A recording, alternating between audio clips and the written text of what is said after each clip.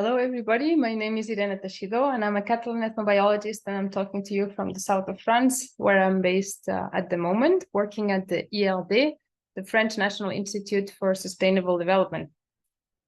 First of all, I would like to say thanks to Ulysses for inviting me. I'm really happy to be presenting to you, and I hope we'll have an opportunity to discuss at some point after the talk. I've prepared the presentation that I will now share with you. In a second. I hope you can see it now in full screen. I prepared this talk called Ethnobiology for Sustainability. What does it take? And this is not just because of the institute where I work. It's a subject that I've been thinking a lot about in the past years. And this opportunity to talk to you in the International School of Ethnobiology was the moment for me to sort of synthesize my thoughts. So I hope you enjoy it, and I hope you find it interesting. I've structured my talk in 3 parts with some context, some the core part with the contributions of ethnobiology from sustainability. And I'll say this repetitive many times. This is my view. This is my synthesis. It's not the only one. I invite you to go and look for other people who have written on the topic. And then I will finish with some opportunities and challenges in doing that, in bringing ethnobiology to making more impact. I will like to start with thanking my colleagues with whom I'm working, or I have worked on this topic. I'll talk about research in progress and research that has already been completed, but without them, I wouldn't be presenting this to you. A lot of thoughts came up from conversations with them. So this is as much their talk than it is mine. I'll start with this graphic because this graphic really struck me visually as illustrative of the impact of the environment on human well-being. Here we have an analysis of the global risks to humanity, and we see on the very top right, so the most probable and the most impactful risks are those related to climate, coded in green. We see very clearly that if climate action fails, if we lose biodiversity, and with more extreme weather events, we will have an impact on humanity comparable to that of weapons of mass destruction. And for me, this is very illustrative that we need to be thinking about sustainability and our relationship with the environment. And we've known this for a really long time already. In 1987, a commission of the United Nations got together and already came up with the definition of sustainability as meeting the needs of the present without compromising the ability of future generations to meet their own needs. And of course, this is subjective, but for me, it's important because it puts into perspective vulnerability. There are risks and we're vulnerable to them. We can be resilient and we can adapt when there are trends of change of our social-ecological systems.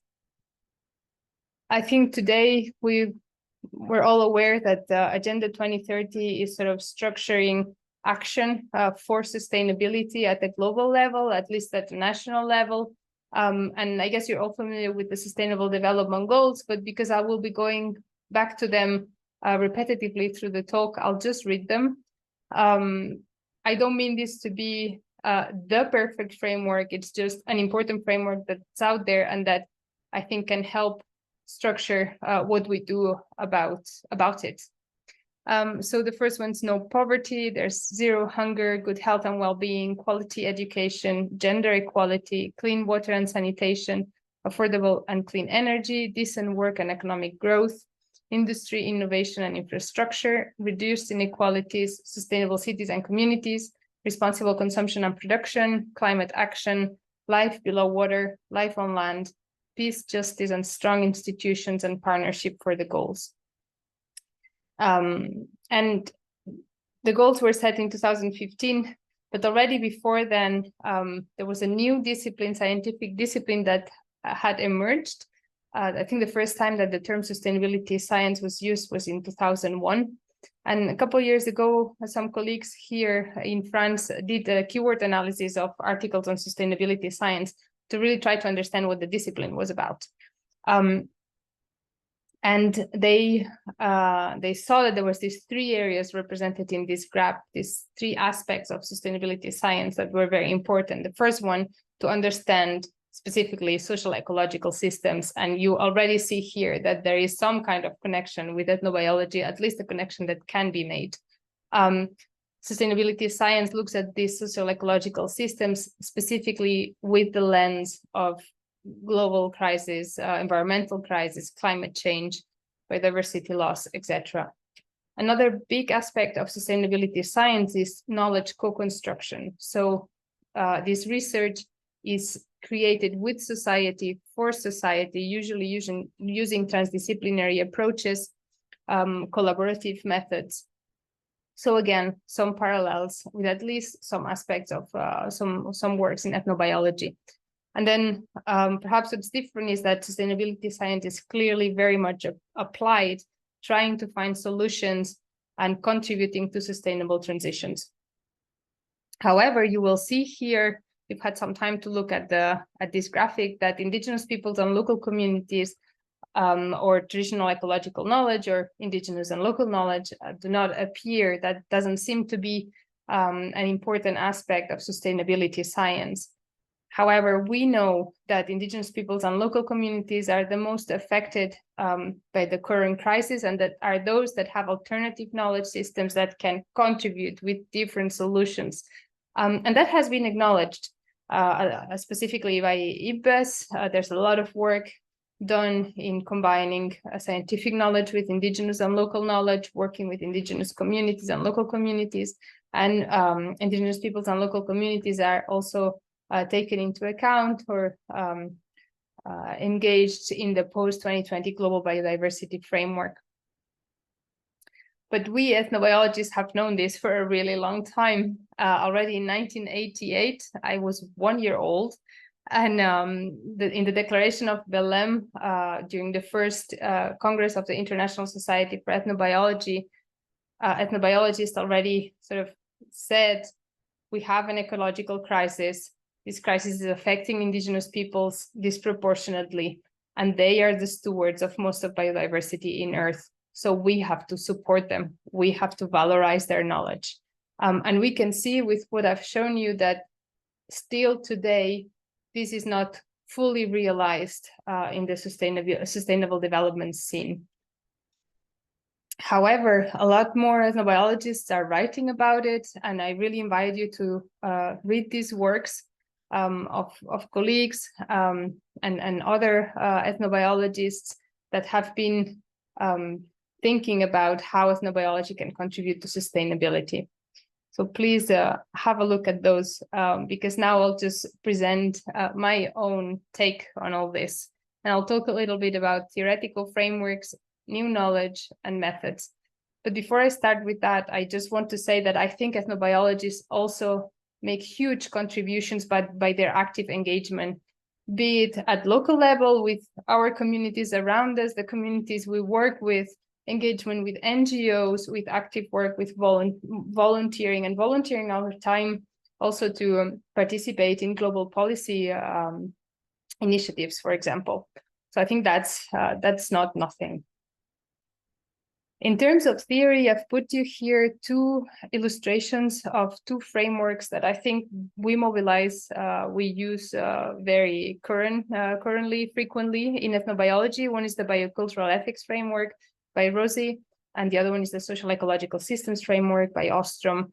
And what strikes me as really important is that the two frameworks are about connection, are about interdependence of human society with biodiversity and with other aspects of the environment. And these at different levels, individual level, cultural level, governance level. However, how sustainability is being approached today, this is of course a generalization, but it's mostly by tackling one or the other goal separately. And the goals are more or less structured around three dimensions: biosphere, society, and economy. But the connections between the different dimensions are not so explicitly addressed. And I think ethnobiology can really contribute to that. One example of such a contribution is this article from Eleanor Sterling from 2020, where she and her colleagues compared the Sustainable Development Goals with EMIC dimensions of well-being defined by peoples and populations of the different Pacific islands. And they saw that there was some overlap, but also some important omissions. And those, perhaps unsurprisingly, were natural cultural resources, connectedness between people and across people and place, and indigenous and local knowledge. So again, there is space for ethnobiology to contribute to sustainability science and to sustainability more largely. We can also contribute by generating new knowledge about specific aspects that can inform one or the other goal. And we wanted to know a little bit more about that. And this spring, we did a literature review of all the articles published in Journal of Ethnobiology between 2015, the year that the goals appeared, and the present. And I already know that this is really partial because it's just one journal, a journal published in English that publishes mostly studies from North America or South America, but not so much from Africa, Europe, or Oceania, for example. And what we did was to code each article as having knowledge that could be relevant to one or more goals. And if we look at the graphic on the right, what we saw, unsurprisingly again, is that the goals that were most important were those representing livelihoods, food, and health, as well as life on land, so biodiversity, mostly plant diversity, and a little bit of climate change. It's a pity that we are not so interested, or that we don't focus a bit more on aquatic systems. I think there's some work to do there as well. What was interesting, several things were interesting. One was that not only there was a lot of articles, 1/3 of the articles that had information relevant to Sustainable Development Goals, but that the articles that did were relevant to multiple goals. So we see in the graph on the right, there's a lot of interconnectivity, lots of articles that were putting in connection different goals. But these were never mentioned explicitly. So despite the fact that the framework and the goals have been there, we don't explicitly make the connection between our research and the Sustainable Development Goals. And that's interesting because sustainability was mentioned in half of the articles, but was never defined. So if our research is so important to sustainability, perhaps we could try to define it. And that's what we tried to do with some work we did in Norway with local foragers. So local foragers were actually asking themselves the question, is foraging sustainable, like in Norway? So we got together and we tried to answer this question. And from our side, the academic side, the first thing we did was a literature review on what was sustainable foraging. And we realized that there were two separate sort of bodies of literature, one in the social sciences and one in the natural sciences. The social science one very much about environmental stewardship and concerned about the lack of representation of foragers in decision-making. And the other one in the natural sciences very much about plant population viability and concerned about over-harvesting.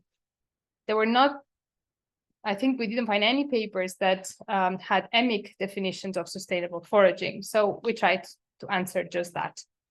And what we realized was that for foragers, both the social and the natural aspects of sustainable foraging were important. It's not only the viability of plant populations, which was, of course, kind of central of their concerns, but also equally important was the fact that knowledge transmission mechanisms were weakening and that they needed to be revitalized in order to pass on knowledge on careful practices for foraging for different species. We also noticed that foragers not only sort of preserve the plant populations that they forage, but they take care of the environment a bit more largely. So there is this relationship to place that was very important too. And what was interesting is I ran a quick search on Web of Science with the keyword sustainability and ethnobiology. And what came up was very much everything about sustainable foraging. And that made me think that perhaps as ethnobiologists, we could get out of our comfort zone. I love foraging and talking about foraging, but there are other aspects of sustainability, for example, social justice or education, that we could say a lot about as well. And perhaps we should be looking into that too. And then finally, I've used this graphic from a paper from a colleague here in France too, Stephanie, that looked into ethnobiology and sustainability science and comparing the two. And the graphic shows us that there are two methodological aspects in which ethnobiology can make contributions to sustainability science. And that is the fact that we usually have very long field sites. We have personal relationships with the places and the people we work with.